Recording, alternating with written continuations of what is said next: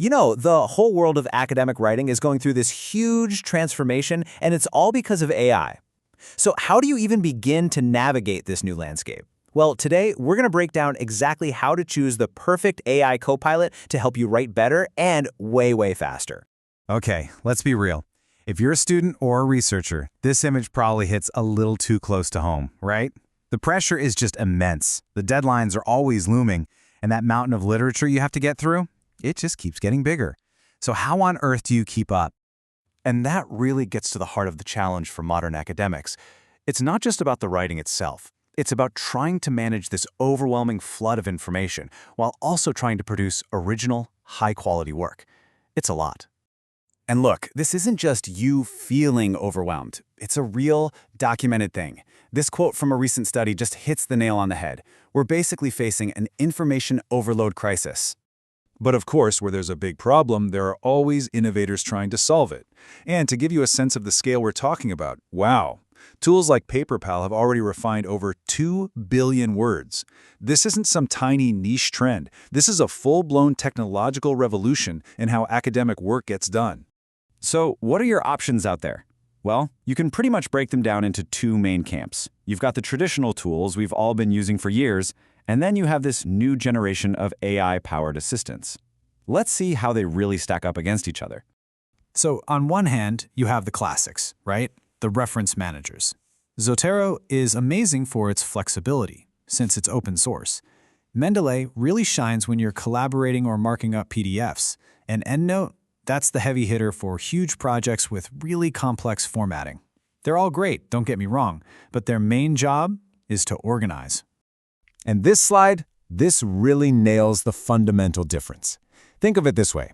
Reference managers are like your personal librarians. They help you organize everything you've already found. AI assistants, on the other hand, are your copilots. They're built to help you create something new. So what does this new copilot actually do for you? Well, it goes way, way beyond just managing your bibliography. We are talking about a totally comprehensive writing partner. I mean, just look at this list. We're talking about everything from polishing your grammar to summarizing entire research papers with a single click. And those submission readiness checks, that's a huge one.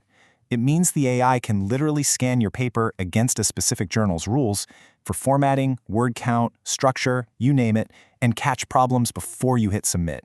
That is a total game changer. Okay, to make this all a bit more concrete, let's zoom in on one specific example, Paperpal. It's a really solid illustration of what a modern, all-in-one academic AI assistant can actually do. Now, here's what's so critical to understand. This isn't just some generic writing tool like Grammarly.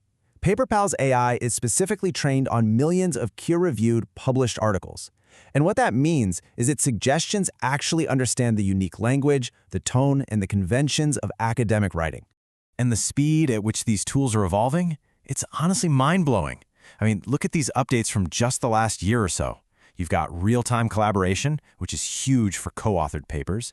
There's an academic AI detector to help maintain integrity. And get this, the ability to chat with multiple PDFs at once. That could completely change how you do a literature review. These aren't minor tweaks, they're massive leaps forward. So the big takeaway here is that you get this whole suite of tools, all bundled together in one place. You've got your language polisher, a paraphraser that can actually make your writing sound more academic, and all these checks for integrity and submission readiness. It's the whole shebang. Okay, but here's the million-dollar question, right? The one we should all be asking. An assistant is only as good as its advice, and when it comes to something as critical as citations, accuracy is completely non-negotiable. Well, lucky for us, a 2026 study actually put this to the test. On the left, you can see the result from a competitor, SciSpace. Notice how it's missing key details like the journal name and page numbers? Now look at the right. Paperpal generated a complete, perfectly formatted reference. The difference is pretty stark. And the study's conclusion? It was crystal clear. When they tested for accuracy across the board, generating references, in-text citations, even abstracts, Paperpal came out on top. That's the level of reliability that makes a tool genuinely useful, not just a gimmick. Okay, so we've seen what these tools can do. Now, let's get down to brass tacks. It's one thing to know they exist, but how do you actually choose the right one for your specific workflow? And that brings us right back to our original question.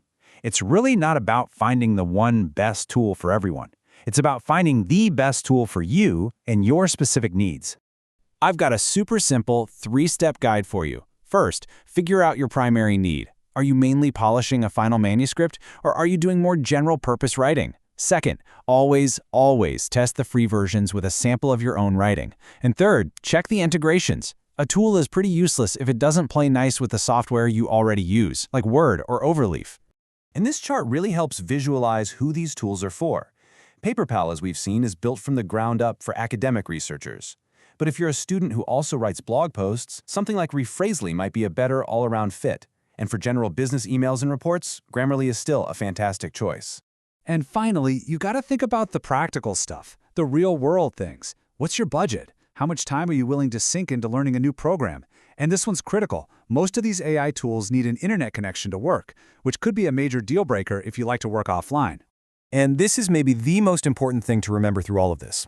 These tools are co-pilots, not autopilots. Yes, they are incredibly powerful for cutting down on tedious work and catching mistakes, but it's your expertise, your critical judgment, that ultimately ensures the final paper is accurate and has real academic integrity. And this all leads to a really big, fascinating question for the future. As these AI tools get more and more woven into our writing process, that line between the human author and the AI assistant is just going to keep getting blurrier. So what does that mean for the future of research and for the very definition of a scholarly voice? Something to think about.